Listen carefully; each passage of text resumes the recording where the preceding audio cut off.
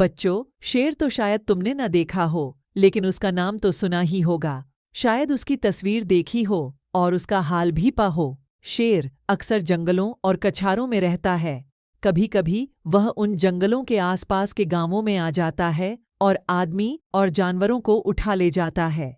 कभी कभी उन जानवरों को मारकर खा जाता है जो जंगलों में चरने जाया करते हैं। थोड़े दिनों की बात है कि एक गडरिये का लड़का गाय बैलों को लेकर जंगल में गया और उन्हें जंगल में छोड़कर आप एक झरने के किनारे मछलियों का शिकार खेलने लगा। जब शाम होने को आई तो उसने अपने जानवरों को इकट्ठा किया, मगर एक गाय का पता न था। उसने इधर उधर दौड़ धूप की, मगर गाय का पता न चला। बेचारा बहुत घबराया। मालिक अब मुझे जीता न छोड़ेंगे।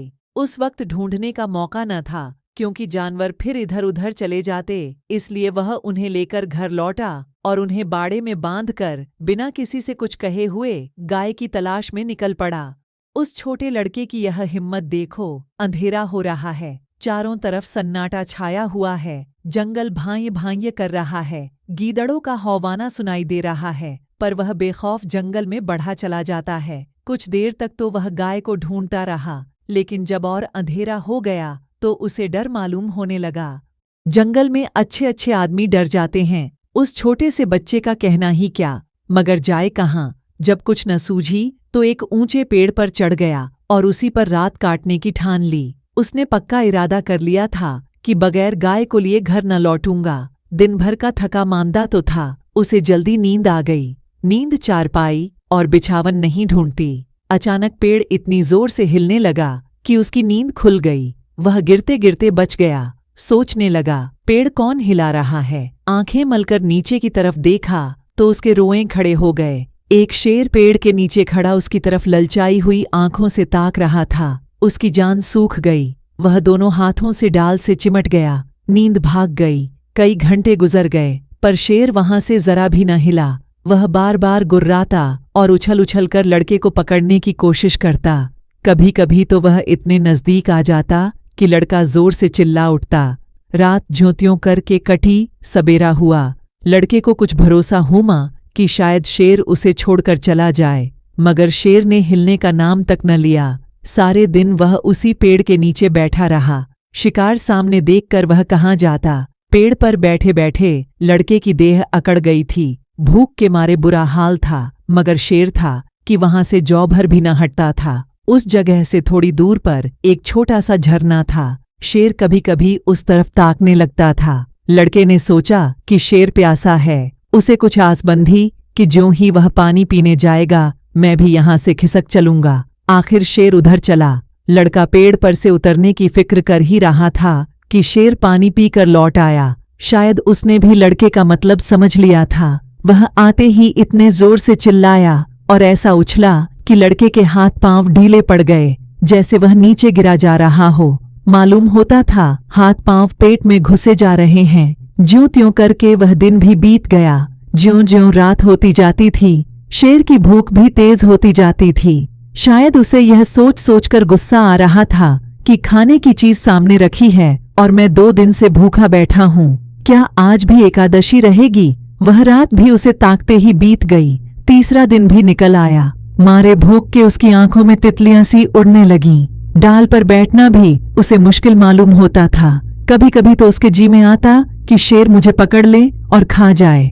उसने हाथ जोड़कर ईश्वर से विनय की, भगवान क्या तुम मुझ गरीब पर दया न करोगे? शेर को भी थकावट मालूम हो रही थी। बैठे बैठे उसका जी ऊब गया। वह चाहता था किसी तरह जल्दी से शिकार मिल जाए। लड़के ने इधर उधर बहुत निगाह दौड़ाई कि कोई नजर आ जाए, मगर कोई नजर न आया।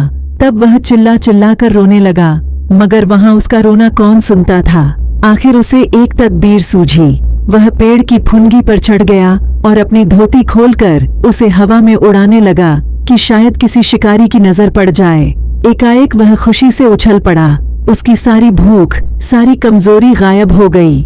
कई आदमी झरने के पास खड़े उस उड़ती हुई झंडी को देख रहे थे। शायद उन्हें अचंभा हो रहा था कि जंगल के इस पेड़ पर झंडी कहाँ से आई। लड़के ने उन आदमियों को गिना, 1, 2, 3, 4। जिस पेड़ पर लड़का बैठा था वहां की जमीन कुछ नीची थी।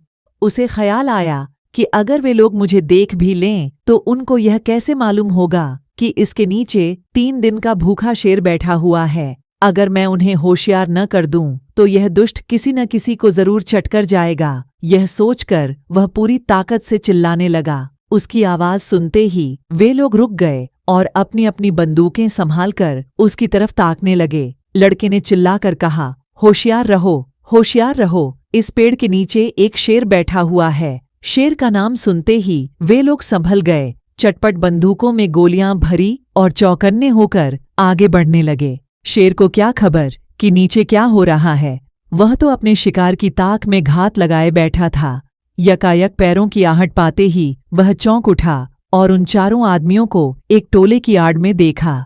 फिर क्या कहना था, उसे मुंह मांगी मुराद मिली। भूख में सब्र कहाँ। वह इतने जोर से गरजा कि सारा जंगल हिल गया और उन आदमियों की तरफ जोर से जस्ट मारी। मगर वे लोग पहले ही से तैयार थे। चारों ने एक साथ गोली चलाई। दन दन इन दन आवाज हुई। चिड़ियां पेड़ों से उड़ उड़कर भागने लगीं। लड़के ने नीचे देखा, शेर जमीन पर गिर पड़ा था। वह एक बार फिर उछला और फिर गिर पड़ा। फिर वह हिला तक नहीं। लड़के की खुशी का क्या पूछना। भूख प्यास का नाम तक न था। झटपट पेड़ से उतरा तो देखा सामने उसका मालिक खड़ा है। वह रोता हुआ उसके पैरों पर गिर पड़ा। मालिक ने उसे उठाकर छाती से लगा लिया और बोला, क्या तू 3 दिन से इसी पेड़ पर था? लड़के ने कहा, हाँ, उतरता कैसे? शेर तो नीचे बैठा हुआ था। मालिक, हमने तो समझा था कि किसी शेर ने तुझे मारकर खा लिया। हम चारों आदमी 3 दिन से तुझे ढूंढ रहे हैं। तूने हमसे कहा तक नहीं और निकल खड़ा हुआ। लड़का, मैं डरता था, गाय जो खोई थी। मालिक, अरे पागल, गाय तो उसी दिन आप चली आई थी। भूख प्यास से शक्ति तक न रहने पर भी लड़का हंस पड़ा।